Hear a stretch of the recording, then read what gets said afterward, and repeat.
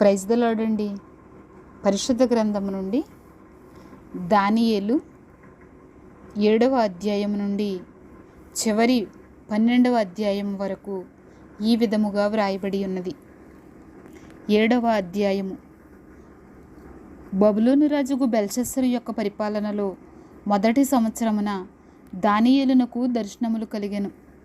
అతడు తన పడక మీద పరుండి ఒక కల కని ఆ కల సంగతిని సంక్షేపముగా వివరించి వ్రాసెను.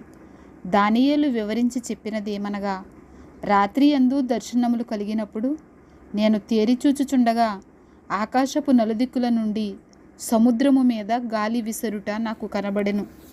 అప్పుడు 4 మిక్కిలి గొప్ప జంతువులు మహాసముద్రములో నుండి పైకెక్కెను. ఆ జంతువులు ఒకదానికొకటి భిన్నములై ఉండెను. మొదటిది సింహమును పోలినది గాని దానికి పక్షిరాజు రెక్కల వంటి రెక్కలుండెను. నేను చూచుచుండగా దాని రెక్కలు తీయబడినవి గనుక మనుషుని వలె అది పాదములు పెట్టుకుని నేలపైన నిలువబడెను. మరియు మానవ మనస్సు వంటి మనస్సు దానికి ఇయ్యబడెను. రెండవ జంతువు ఎలుగుబంటిని పోలినది. అది ఒక పార్శ్వము మీద పండుకొని తన నోట పండ్ల మధ్య 3 ప్రక్కటెముకలను పట్టుకొనినది.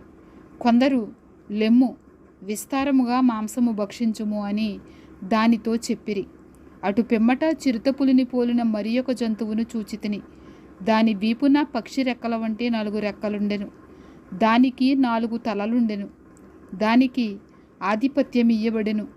పిమ్మట రాత్రి యందు నాకు దర్శనములు కలిగినప్పుడు నేను చూచుచుండగా ఘోరమును భయంకరమునగు 4వ జంతువు ఒకటి కనబడెను. అది తనకు ముందుగా ఉండిన ఇతర జంతువులకు భిన్నమైనది. అది మహాబల మహాత్మ్యములు గలది. దానికి పెద్ద ఇనుప దంతములను 10 కొమ్ములను ఉండెను. అది సమస్తమును భక్షించుచు తుత్తునీయులుగా చేయుచు మిగిలిన దానిని కాళ్ల క్రింద అణగద్రొక్కుచుండెను.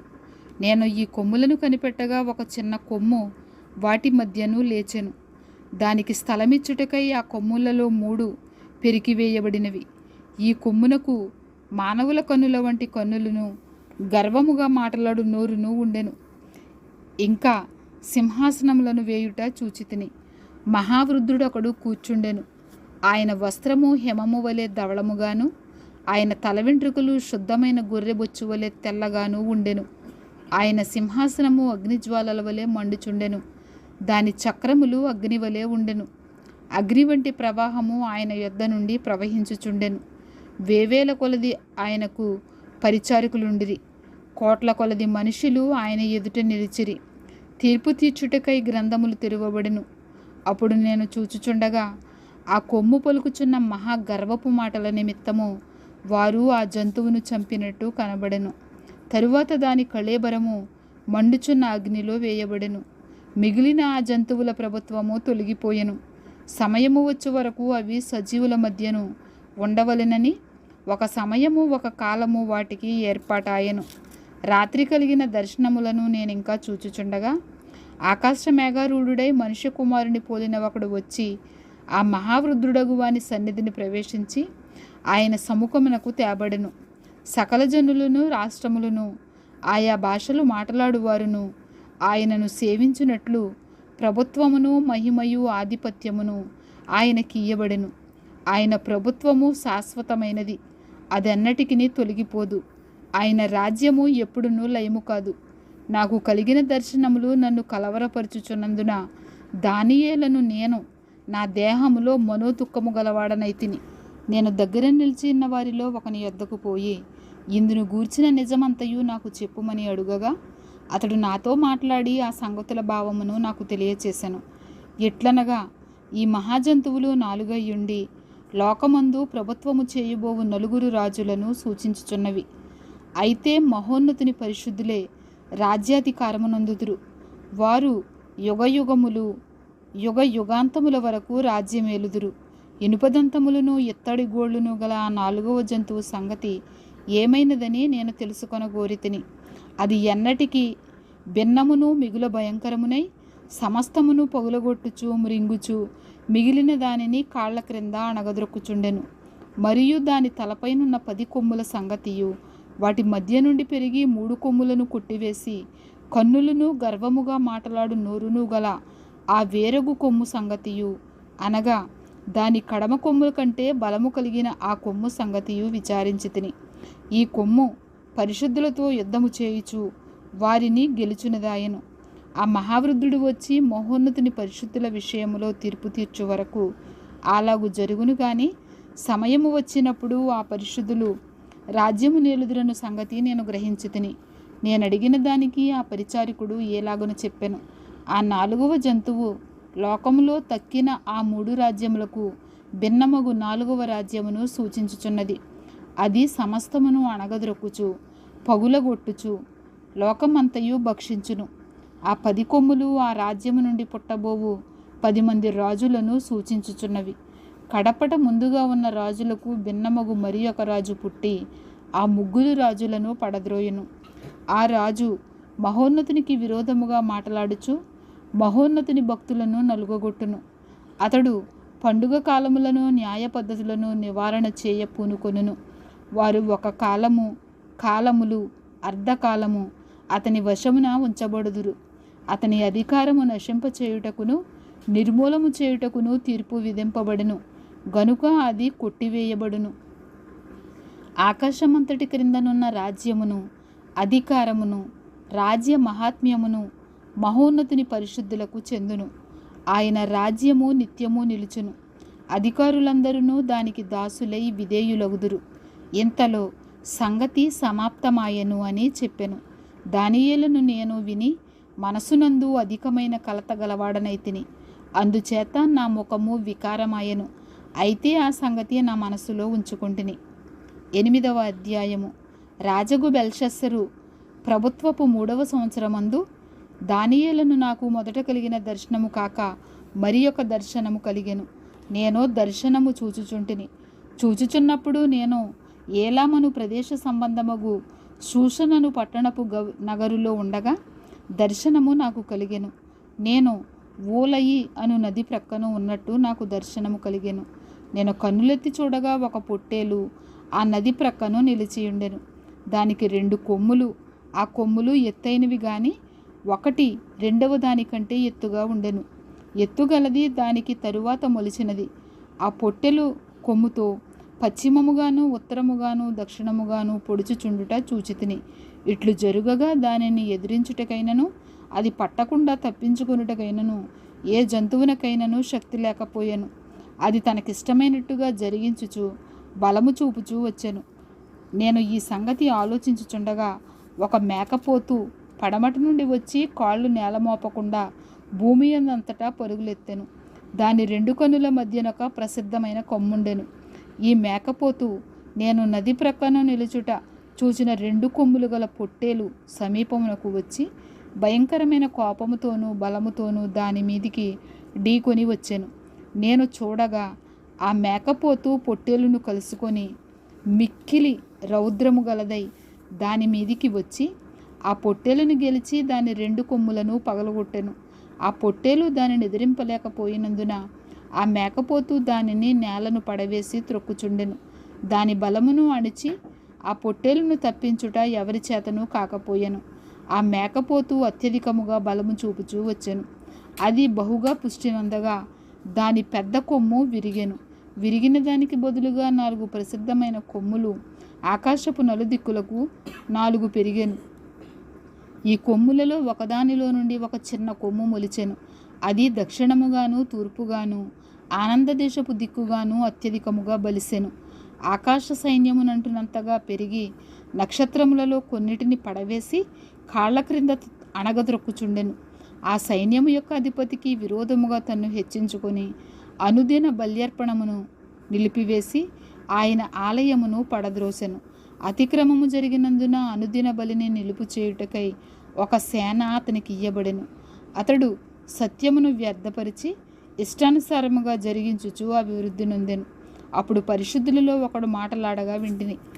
అంతలో మాటలాడుచున్న ఆ పరిశుద్ధునితో మరి ఒక పరిశుద్ధుడు మాటలాడుచుండెను. ఏమనగా, అనుదిన బలిని గూర్చియు అతిక్రమము జరిగినందున సంభవించు నాశనకరమైన హేయ వస్తువును గూర్చియు కలిగిన ఈ దర్శనము నెరవేరుటకు ఎన్నాళ్ళు పట్టుననియు ఈ ఆలయ స్థానమును జనసమూహమును కాళ్ల క్రింద త్రొక్కబడుట ఎన్నాళ్ళు జరుగును అనియు మాటలాడుకొనిరి. అందుకతడు 2300 దినముల మట్టుకే అని నాతో చెప్పెను. అప్పుడు ఆలయ పవిత్రతను గూర్చిన తీర్పు తీర్చబడును. దానియేలును నేను ఈ దర్శనము చూసితిని.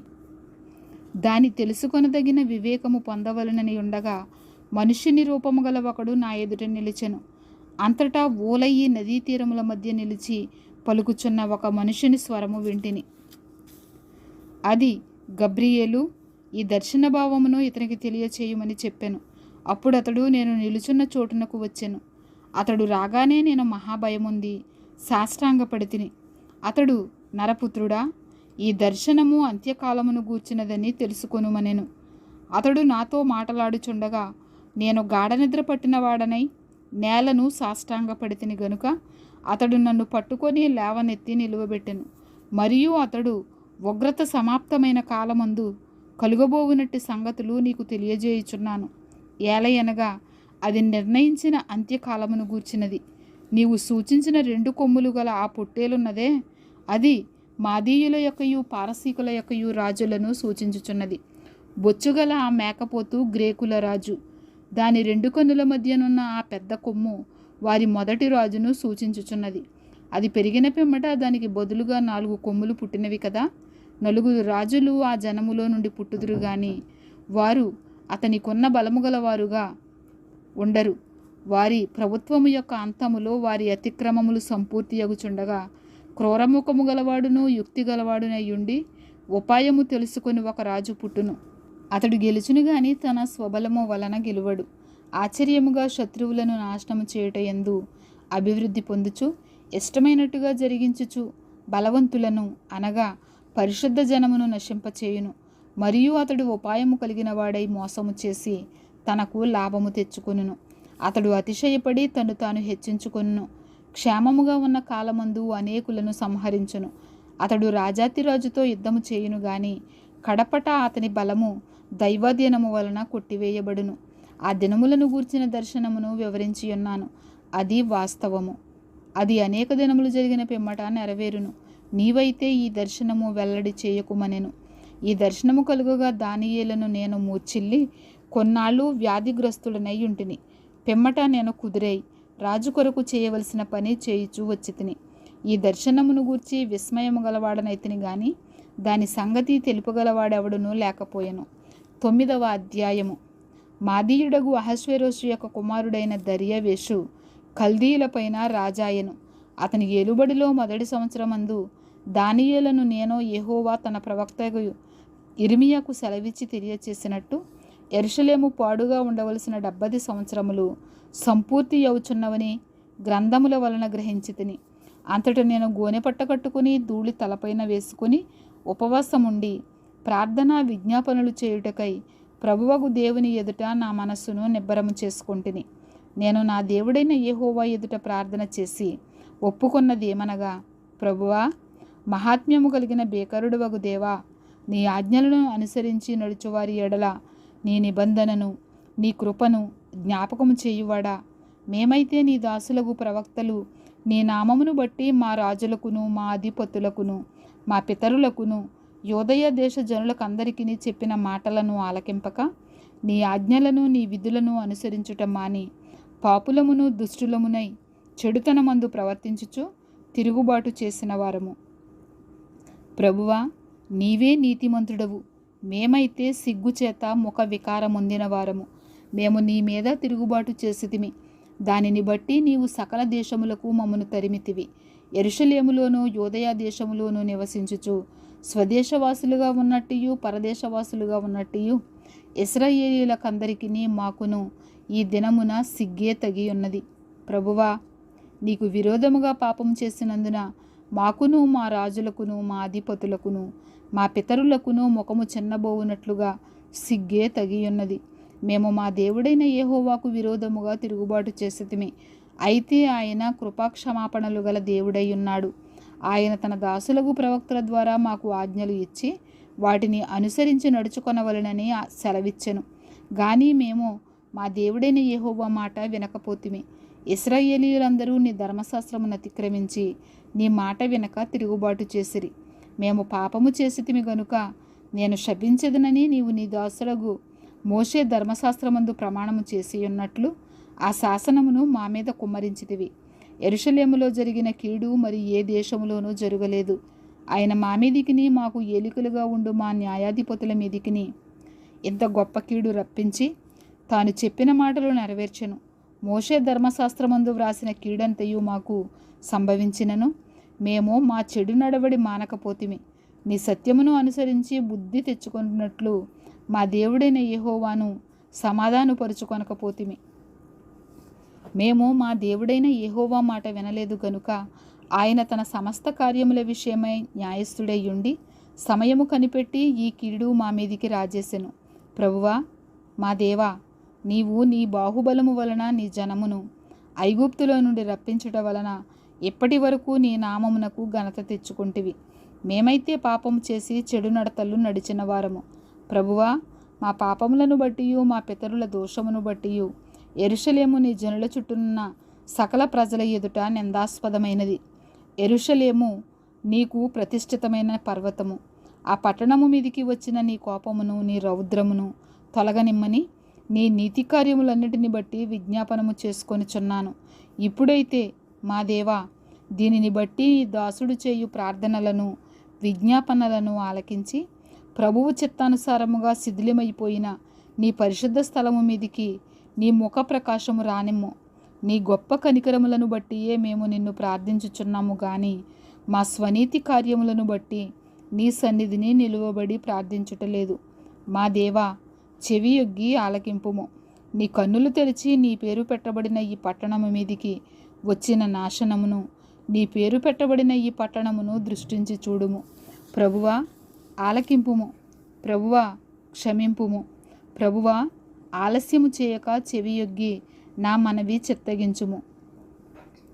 నా దేవా, ఈ పట్టణమును ఈ జనమును నీ పేరు పెట్టబడినవే. నీ ఘనతను బట్టియే నా ప్రార్థన వినుమని వేడుకొంటిని. నేను ఇంకా పలుకుచూ ప్రార్థన చేయుచు పవిత్ర పర్వతము కొరకు నా దేవుడైన యెహోవా ఎదుట నా పాపమును నా జనము యొక్క పాపమును ఒప్పుకొనుచు నా దేవుని విజ్ఞాపన చేయుచునుంటిని. నేను ఏలాగున మాటలాడుచు ప్రార్థన చేయుచు ఉండగా మొదట నేను దర్శనమందు చూసిన అతి ప్రకాశమానుడైన గబ్రియేలును ఆ మనుష్యుడు సాయంత్రపు బలి అర్పించు సమయమున నాకు కనబడి నన్ను ముట్టెను. అతడు నాతో మాట్లాడి ఆ సంగతి నాకు తెలియచేసి ఇట్లనెను: దానియేలు, నీకు గ్రహింపశక్తి ఇచ్చుటకు నేను వచ్చితిని. నీవు బహుప్రియుడవు గనుక నీవు విజ్ఞాపనము చేయనారంభించినప్పుడు ఈ సంగతిని నీకు చెప్పుటకు వెళ్ళవలెనని ఆజ్ఞ బయలుదేరెను. కావున ఈ సంగతిని తెలుసుకొని నీకు కలిగిన దర్శన భావమును గ్రహించుము. తిరుగుబాటును మాన్పుటకును పాపమును నివారణ చేయుటకును దోషము నిమిత్తము ప్రాయచిత్తము చేయుటకును యుగాంతము వరకుండునటి నీతిని బయలుపరుచుటకును దర్శనమును ప్రవచనమును ముద్రించుటకును అతి పరిశుద్ధ స్థలమును అభిషేకించుటకును నీ జనమునకును పరిశుద్ధ పట్టణమునకును 70 వారములు విధింపబడెను. యెరూషలేమును మరలా కట్టించవచ్చునని ఆజ్ఞ బయలుదేరిన సమయము మొదలుకొని అభిషక్తుడగు అధిపతి వచ్చే వరకు 7 వారములు పట్టునని స్పష్టముగా గ్రహించుము. 62 వారములు తొందరగల సమయములందు పట్టణపు రాచవీధులను కందకములను మరలా కట్టబడును. ఈ 62 వారములు జరిగిన పిమ్మట ఏమీయూ లేకుండా అభిషక్తుడు నిర్మూలము చేయబడును. వచ్చునటి రాజు యొక్క ప్రజలు పవిత్ర పట్టణమును పరిశుద్ధ ఆలయమును నశింపచేయుదురు. వాని అంతము హఠాత్తుగా వచ్చును మరియు యుద్ధ కాలాంతము వరకు నాశనము జరుగునని నిర్ణయింపబడెను. అతడు 1 వారము వరకు అనేకులకు నిబంధనను స్థిరపరచును. అర్ధవారమునకు బలిని నైవేద్యమును నిలిపివేయును. హేయమైనది నిలిచి వరకు నాశనము చేయువాడు వచ్చును. నాశనము చేయువానికి రావాలనని నిర్ణయించిన నాశనము ముగించు వరకు ఏలాగున జరుగును. 10వ అధ్యాయము. పారసీక రాజు కోరెషు పరిపాలనా కాలంలో 3వ సంవత్సరమున బెల్తెషాజరు అను దానియేలునకు ఒక సంగతి బయలుపరచబడెను. గొప్ప యుద్ధము జరుగునన్న ఆ సంగతి నిజమే. దానియేలు దాని గ్రహించెను. అది దర్శనము వలన అతనికి తెలిసినదాయెను. ఆ దినముల యందు దానియేలును నేను 3 వారములు దుఃఖప్రాప్తుడనైతిని. 3 వారములు గడుచు వరకు నేను సంతోషముగా భోజనము చేయలేకయుంటిని. మాంసము గాని ద్రాక్షరసము గాని నా నోటిలోనికి రాలేదు. స్నానాభిషేకములను చేసుకొనలేదు. మొదటి నెల 24వ తేదీ నేను హిద్దికెలును గొప్ప నది తీరమున ఉంటిని. నేను కన్నులెత్తి చూడగా నారబట్టలు ధరించుకున్న ఒకడు కనబడెను. అతడు నడుమున మేలిమి బంగారు నడికట్టు కట్టుకొని ఉండెను.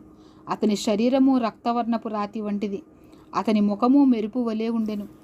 అతని కన్నులు జ్వాలామయమైన దీపములను, అతని భుజములను పాదములను తళతళలాడు ఇత్తడిని పోలియుండెను. అతని మాటల ధ్వని నరసమూహపు కంఠధ్వని వలె ఉండెను.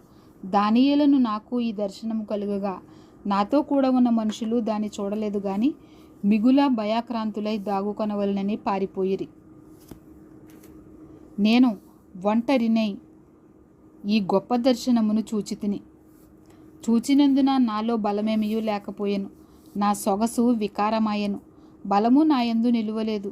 నేను అతని మాటలు వింటిని. అతని మాటలు విని నేను నేలను సాష్టాంగపడి గాఢ నిద్ర పొందినవాడనైతిని. అప్పుడొకడు చేతితో నన్ను ముట్టి నా మోకాళ్లను అరచేతులను నేలమోపి నన్ను నిలువబెట్టి, దానియేలు, నీవు బహుప్రియుడవు గనుక నేను నీ యొద్దకు పంపబడితిని. నీవు లేచి నిలువబడి నేను నీతో చెప్పు మాటలు తెలుసుకొనుమనెను. అతడు ఈ మాటలు నాతో చెప్పగా నేను వణుకుచూ నిలబడితిని. అప్పుడతడు, దానియేలు, భయపడకుము.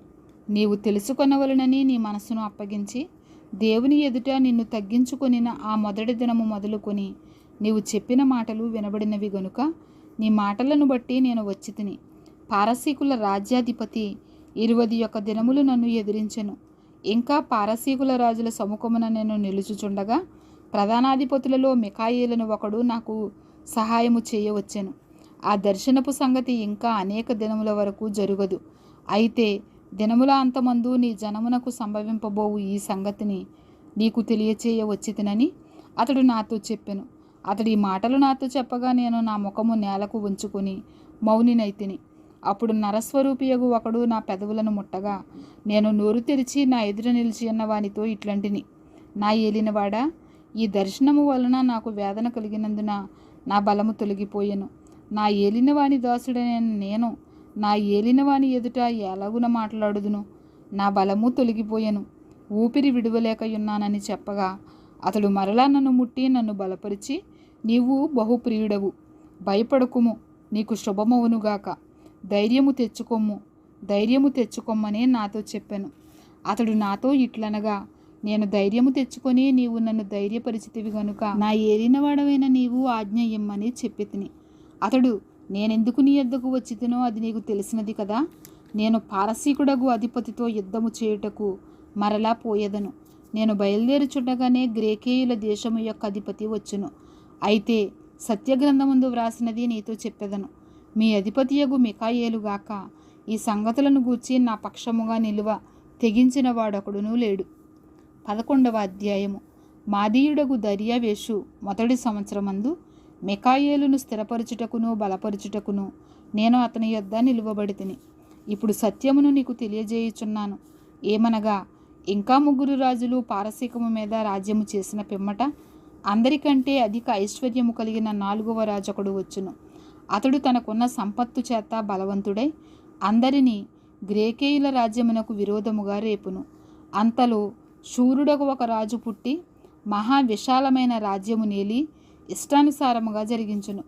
అతడు రాజైన తరువాత అతని రాజ్యము శిథిలమై ఆకాశపు నలుదిక్కులా విభాగింపబడును. అది అతని వంశపు వారికి గాని అతడు ప్రభుత్వము చేసిన ప్రకారము ప్రభుత్వము చేయువారికి గాని విభాగింపబడదు. అతని ప్రభుత్వము పేరుతో పెరికివేయబడును. అతని వంశపు వారు దానిని పొందరు గాని అన్యులు పొందుదురు. అయితే దక్షిణ దేశపు రాజును అతని అధిపతులలో ఒకడును బలము పొందెదరు. అతడు ఇతని కంటే గొప్పవాడై ఏలును. అతని ప్రభుత్వము గొప్ప ప్రభుత్వమగును. కొన్ని సంవత్సరములైన పిమ్మట వారు ఉభయులు కూడుకొనెదరు. మరియు వారు ఉభయులు సమాధాన పడవలనని కోరగా దక్షిణ దేశపు రాజకుమార్తె ఉత్తర దేశపు రాజునద్దకు వచ్చును. అయినను ఆమె భుజబలము నిలుపుకొన నేరదు. అతడైనను అతని భుజబలమైనను నిలువదు. వారు ఆమెను తీసుకొని వచ్చిన వారిని, ఆమెను కనిన వారిని, ఈ కాలమందు ఆమెను బలపరిచిన వారిని అప్పగించెదరు. అతనికి బదులుగా ఆమె వంశములో ఒకడు సేనకు అధిపతి అయి ఉత్తర దేశపు రాజు కోటలో జొరబడి ఇష్టానుసారముగా జరిగించుచు వారిని గెలుచును. మరియు అతడు వారి దేవతలను సొమ్ములను, విలువగల వారి వెండి బంగారు వస్తువులను సహా చెరపట్టి ఐగుప్తునకు తీసుకొని పోవును. అతడైతే కొన్ని సంవత్సరములు ఉత్తర దేశపు రాజు ప్రభుత్వము కంటే ఎక్కువ ప్రభుత్వము చేయును. అతడు దక్షిణ దేశపు రాజు దేశంలో చొరబడి మరలి తన రాజ్యమునకు వచ్చును. అతని కుమారులు యుద్ధము చేయబూని మహాసైన్యముల సమూహమును సమకూర్చుకొందురు. అతడు వచ్చి ఏరువలే ప్రవహించి ఉప్పొంగును. యుద్ధము చేయబూని కోటదనుక వచ్చును. అంతలో దక్షిణ దేశపు రాజు అత్యుగ్రుడై బయలుదేరి ఉత్తర దేశపు రాజుతో యుద్ధము జరిగించును. ఉత్తర దేశపు రాజు గొప్ప సైన్యమును సమకూర్చుకొనినను అది ఓడిపోవును. ఆ గొప్ప సైన్యము ఓడిపోయినందున దక్షిణ దేశపు రాజు మనసున అతిశయపడును. వేల కొలది సైనికులను హతము చేసినను అతనికి జయము కానేరదు. ఏలయనగా ఉత్తర దేశపు రాజు మొదటి సైన్యము కంటే ఇంకా గొప్ప సైన్యమును సమకూర్చుకొని మరలా వచ్చును. ఆ కాలాంతమున అనగా కొన్ని సంవత్సరములైన పిమ్మట అతడు గొప్ప సైన్యమును విశేషమైన సామాగ్రిని సమకూర్చి నిశ్చయముగా వచ్చును. ఆ కాలములయందు అనేకులు దక్షిణ దేశపు రాజుతో యుద్ధము చేయుటకు కూడి వచ్చెదరు. నీ జనములోని బందిపోటు దొంగలు దర్శనమును రుజువుపరుచున్నట్లు కూడుదురు గాని నిలువలేక కూలుదురు. అంతలో ఉత్తర దేశపు రాజు వచ్చి ముట్టడి దెబ్బ వేయును. దక్షిణ దేశపు రాజు యొక్క బలము నిలువలేకపోయినందునను అతడు ఏర్పరుచుకొనిన జనము దృఢశౌర్యము పొందకపోయినందునను ఉత్తర దేశపు రాజు ప్రాకారములు గల పట్టణమును పట్టుకొనును. వచ్చిన వానికి ఎదురుగా ఎవరునూ నిలువలేకపోయినందున తనకిష్టము వచ్చినట్టు అతడు జరిగించును గనుక ఆనందము గల ఆ దేశములో అతడుండగా అది అతని బలము వలన పాడైపోవును. అతడు తన రాజ్యం యొక్క సమస్త బలమును కూర్చుకొని రావలెనని ఉద్దేశింపగా అతనితో సంధి చేయబడును. ఏమనగా నశింపచేయవచ్చునని ఒక కుమార్తెను అతనికిచ్చెదరు. అయితే ఆమె సమ్మతింపగా అతనిని కలుసుకొనదు. అతడు ద్వీపముల జనముల తొట్టు తన మనసును త్రిప్పుకొని అనేకులను పట్టుకొనును. అయితే అతని వలన కలిగిన అవమానమును ఒక అధికారి నివారణ చేయును. మరియు ఆయన అవమానము అతని మీదికి మరలా వచ్చినట్లు చేయును. అది అతనికి రాక తప్పదు. అప్పుడు అతడు తన ముఖమును తన దేశములోని కోటల తట్టు త్రిప్పుకొనును గాని ఆటంకపడి కూలి అగుపడకపోవును. అతనికి మారుగా మరి ఒకడు లేచి ఘనమైన రాజ్యము ద్వారా పన్ను పుచ్చుకొని వానిని లేపును. కొన్ని దినములైన పిమ్మట అతడు నాశనమగును గాని ఈ నాశనము ఆగ్రహము వలనైనను యుద్ధము వలనైనను కలుగదు. అతనికి బదులుగా నీచుడగు ఒకడు వచ్చును. అతనికి రాజ్యఘనత ఇయ్యరు గాని నెమ్మది కాలమందు అతడు వచ్చి ఇచ్చకపు మాటల చేత రాజ్యమును అపహరించును. ప్రవాహము వంటి బలము అతని ఎదుట నుండి వారిని కొట్టుకొని పోవుట వలన వారు నాశనమగుదురు. సంధి చేసిన అధిపతి సహా నాశనమగును. అతడు సంధి చేసినను మోసపుచ్చును. అతడు స్వల్ప జనము గలవాడైనను ఎదురాడి బలము పొందును. అతడు సమాధాన క్షేమము గల దేశమునకు వచ్చి తన పితరులు కానీ తన పితరుల పితరులు కానీ చేయని దానిని చేయును. ఏదనగా అచ్చట ఆస్తిని దోపుడు సొమ్మును ధనమును విభజించి తన వారికి పంచిపెట్టును. అంతటా కొంతకాలము ప్రాకారములను పట్టుకొనుటకు కుట్ర చేయును. అతడు గొప్ప సైన్యమును సమకూర్చుకొని దక్షిణ దేశపు రాజుతో యుద్ధము చేయుటకు తన బలమును సిద్ధపరిచి తన మనసును రేపుకొనును గనుక దక్షిణ దేశపు రాజు గొప్ప సైన్యమును సమకూర్చుకొని మహాబలము గలవాడై యుద్ధమునకు సిద్ధపడును. అతడు దక్షిణ దేశపు రాజునకు విరోధమైన ఉపాయములు చేయనుద్దేశించినందున ఆ రాజు నిలువలేకపోవును. ఏమనగా అతని భోజనమును భుజించువారును అతన్ని పాడు చేసెదరు. మరియు అతని సైన్యము ఓడిపోవును గనుక అనేకులు హతులవుదురు. కీడు చేయుటకై ఆ ఇద్దరు రాజులు తమ మనసులు స్థిరపరుచుకొని ఏక భోజన పంక్తిలో కూర్చుండినను కపట వాక్యములాడెదరు. నిర్ణయకాలమందు సంగతి జరుగును గనుక వారి ఆలోచన సఫలము కానేరదు. అతడు మిగుల ద్రవ్యము గలవాడై తన దేశమునకు మరలును. మరియు పరిశుద్ధ నిబంధనకు విరోధి అయి ఇష్టానుసారముగా జరిగించి తన దేశమునకు తిరిగి వచ్చును. నిర్ణయకాలమందు మరలి దక్షిణ దిక్కునకు వచ్చును గాని మొదట ఉన్నట్టుగా కడపటనుండదు. అంతటా కిత్తీయుల వాడలు అతని మీదికి వచ్చుట వలన అతడు వ్యాకులపడి మరలి పరిశుద్ధ నిబంధన విషయంలో అత్యాగ్రహము గలవాడై తన ఇష్టానుసారముగా జరిగించును. అతడు మరలి పరిశుద్ధ నిబంధనను నిషేధించిన వారెవరని విచారించును. అతని పక్షమున శూరులు లేచి పరిశుద్ధ స్థలపు కోటను అపవిత్రపరిచి అనుదిన బలి నిలిపివేసి నాశనమును కలుగజేయు హేయమైన వస్తువును నిలువబెట్టుదురు. అందుకతడు ఎచ్చకపు మాటలు చెప్పి నిబంధనను అతిక్రమించిన వారిని వశపరుచుకొనును. అయితే తమ దేవుని నెరుగువారు బలము కలిగి గొప్ప కార్యములు చేసెదరు. జనములో బుద్ధిమంతులు అనేకులకు బోధించుదురు గాని వారు బహుదినములు ఖడ్గము వలనను అగ్ని వలనను కృంగి చెరపట్టబడి హింసింపబడి దోచబడుదురు. వారు కృంగిపోవు సమయమందు వారికి స్వల్ప సహాయము దొరుకును. అయితే అనేకులు ఎచ్చకపు మాటలు చెప్పి వారిని హత్తుకొందురు గాని నిర్ణయకాలము ఇంకా రాలేదు గనుక అంత్యకాలము వరకు జనులను పరిశీలించుటకును పవిత్రపరచుటకును బుద్ధిమంతులలో కొందరు కూలుదురు. ఆ రాజు ఇష్టానుసారముగా జరిగించి తన్ను తానే హెచ్చించుకొనుచు అతిశయపడుచు ప్రతి దేవత మీదను దేవాది దేవుని మీదను గర్వముగా మాట్లాడుచు ఉగ్రత సమాప్తియగు వరకు వృద్ధి పొందును. అంతటా నిర్ణయించినది జరుగును. అతడు అందరికంటే ఎక్కువగా తను తాను హెచ్చించుకొనును గనుక తన పితరుల దేవతలను లక్ష్యపెట్టడు, మరియు స్త్రీల కాంక్షిత దేవతను గాని ఏ దేవతను గాని లక్ష్యపెట్టడు. అతడు తన పితరులెరుగని దేవతను అనగా ప్రాకారముల దేవతను వారి దేవతకు మారుగా గనపరుచును. బంగారును వెండిని విలువగల రాళ్లను మనోహరమైన వస్తువులను అర్పించి ఆ దేవతను గనపరుచును. మరియు ఈ క్రొత్త దేవతను ఆధారము చేసుకొని కోటలకు ప్రాకారములు కట్టించి నూతన విధముగా తన వారికి మహాఘనత కలుగజేయును. దేశమును క్రయమునకు విభజించి ఇచ్చి అనేకుల మీద తన వారికి ప్రభుత్వమిచ్చును. అంత్యకాలమందు దక్షిణ దేశపు రాజు అతనితో యుద్ధము చేయును. మరియు ఉత్తర దేశపు రాజు రథములను గుర్రపు రౌతులను అనేకమైన ఓడలను సమకూర్చుకొని తుపాను వలె అతని మీద పడి దేశముల మీదుగా ప్రవాహముల వలె వెళ్ళును. అతడు ఆనంద దేశమున ప్రవేశించుట వలన అనేకులు కూలుదురు గాని ఎదోమీయులను మోయాబీయులను అమ్మోనీయులలో ముఖ్యులను అతని చేతిలో నుండి తప్పించుకొనెదరు. అతడు ఇతర దేశముల మీదకి తన సేనను పంపించును. ఐగుప్తు సహా తప్పించుకొన నేరదు. అతడు విలువగల సమస్త బంగారు వెండి వస్తువులను ఐగుప్తు యొక్క విలువగల వస్తువులన్నిటినీ వశపరుచుకొని లుబీయులను కూషీయులను తనకు పాదసేవకులుగా చేయును.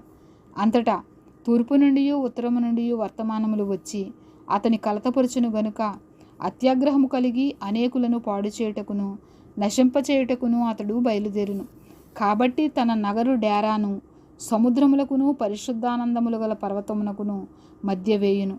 అయితే అతనికి నాశనము రాకుండుటకై సహాయము చేయువాడెవడునూ లేకపోవును. 12వ అధ్యాయము. ఆ కాలమందు నీ జనుల పక్షమున నిలుచునట్టి మహా అధిపతియగు మికాయేలు వచ్చును. అప్పుడు నీ జనులు రాజ్యముగా కూడిన కాలము మొదలుకొని ఈ కాలము వరకు ఎన్నటికి నీ కలుగనంత ఆపద కలుగును.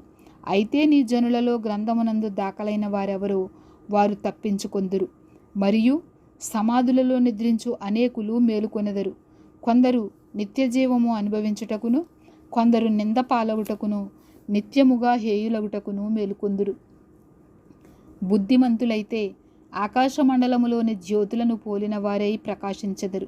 నీతి మార్గమును అనుసరించి నడుచుకొనున్నట్లు ఎవరు అనేకులను త్రిప్పుదురో వారు నక్షత్రముల వలె నిరంతరమును ప్రకాశించెదరు.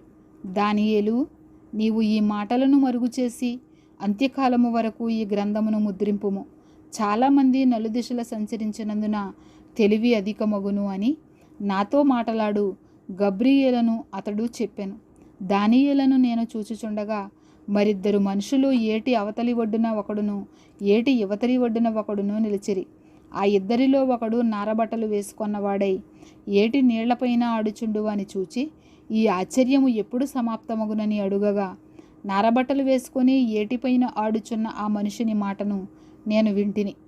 ఏమనగా అతడు తన కుడి చేతిని ఎడమ చేతిని ఆకాశం వైపుకెత్తి నిత్యజీవియగు వాని నామమున ఒట్టు పెట్టుకొని ఒక కాలము, కాలములు, అర్ధకాలము పరిశుద్ధ జనము యొక్క బలమును కొట్టివేయుట ముగింపబడగా సకల సంగతులు సమాప్తములగుననెను. నేను వింటిని గాని గ్రహింపలేకపోతిని. నా ఏలినవాడా, వీటికి అంతమేమని నేను అడుగగా అతడు ఈ సంగతులు అంత్యకాలము వరకు మరుగుగా ఉండునట్లు ముద్రింపబడినవి గనుక దానియేలు, నీవు ఊరకుండుమని చెప్పెను. అనేకులు తమను శుద్ధిపరుచుకొని ప్రకాశమానులను నిర్మలులను అగుదురు. దుష్టులు దుష్టకార్యములు చేయుదురు గనుక ఏ దుష్టుడును ఈ సంగతులను గ్రహింపలేకపోవును. గాని బుద్ధిమంతులు గ్రహించెదరు. అనుదిన బలి నిలుపు చేయబడిన కాలము మొదలుకొని నాశనము కలుగజేయు హేయమైన దానిని నిలువబెట్టు వరకు 1290 దినములగును. 1335 దినములు తాళుకొని కనిపెట్టుకొనివాడు ధన్యుడు. నీవు అంత్యము వరకు నిలకడగా ఉండిన ఎడల విశ్రాంతి నొంది కాలాంతమందు నీ వంతులో నిలిచెదవు. ఎంతటితో దానియేలు గ్రంథము ముగియుచున్నది. ఆమేన్.